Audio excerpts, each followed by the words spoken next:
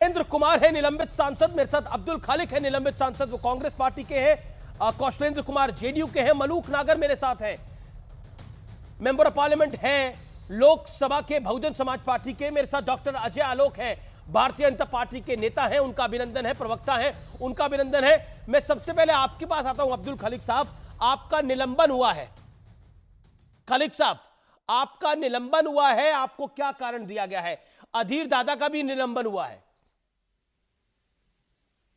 देखिए, हमने लोकसभा के अंदर जो 13 दिसंबर के घटना हुआ, ये कैसे हुआ, किस लिए हुआ, कौन जिम्मेदार है, ये गृह मंत्री से जानना चाहता। वो हम लोग लगातार ये मांग कर रहा हूं, गृह मंत्री जी सदन में आए और आके बोले किस लिए हुआ, लेकिन हमारे मांग को सरकार ने नहीं सुना। हमारे 13 साथी को और राज्यसभा के 14 साथी को लोकसभा और राज्यसभा से निलंबन किया था। हमने मांग ये भी किया था उस 14 सांसदों को निलंबन विड्रॉ करना आपको चाहिए। आपको स्पीकर ने कारण क्या दिया? लोग को भी आपको स्पीकर ने कारण क्या दिया? अगर मैं कारण की बात करूं, कारण तो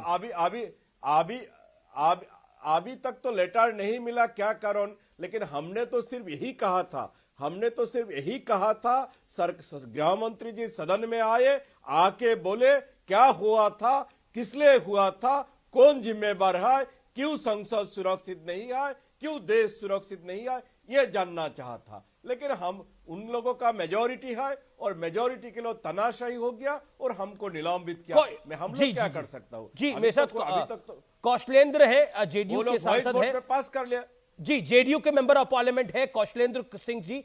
सिंह साहब, आपने तो सवाल उठाया कि स्पीकर बीजेपी के हैं, इसलिए बीजेपी को संरक्षण दे रहे हैं, लेकिन लोकसभा के तो कस्टोडियन ही स्पीकर होते हैं, अगर ओम बिरला की मैं बात करूं, और राज्यसभा के सभापति होते हैं, हम यानी वाइस प्रेसिडेंट हम लोग जगदीप का जो धनखड़। डिमांड हम क्यों लोग कहा का आपने ये? जो डिमांड था, मैंने इसलिए कहा कि जो आदमी अनुशंसा किया कि उग्रवादी पार्लियामेंट में आया, हम लोग ने पकड़ने वाले में, नागर जी भी आपके साथ बैठे हुए हैं, हम भी पकड़ने वाले में पहले सांसद थे, हम लोग को पनिश किया जा रहा है। उस सांसद को क्यों नहीं किया जा रहा है जिन्होंने पार्लियामेंट में उसको भेजा?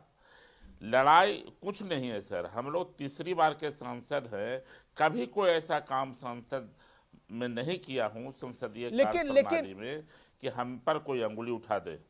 लेकिन आज श्रीलंका के सदन के जो स्पीकर थे वो हमारे देश की सदन की कार्रवाई देखने के लिए गए थे, उनके सामने जो बिहेवियर हुआ पार्लियामेंट के अंदर, दोनों हाउसेस के अंदर, क्या वो जायज था? ये सवाल मैं पूछा हूं आपसे।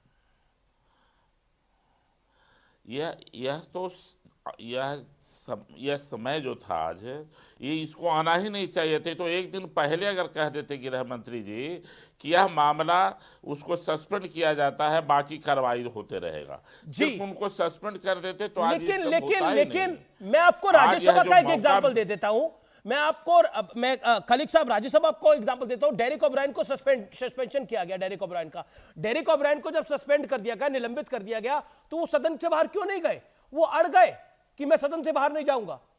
क्या आपको लगता नहीं है कि जब एक बार सभापति ने कह दिया, जो कि गार्जियन है और चेयर है वहां की, उसने कह दिया कि आप सस्पेंडेड है, आपको बाहर जाना चाहिए था, क्यों नहीं गए वो बाहर?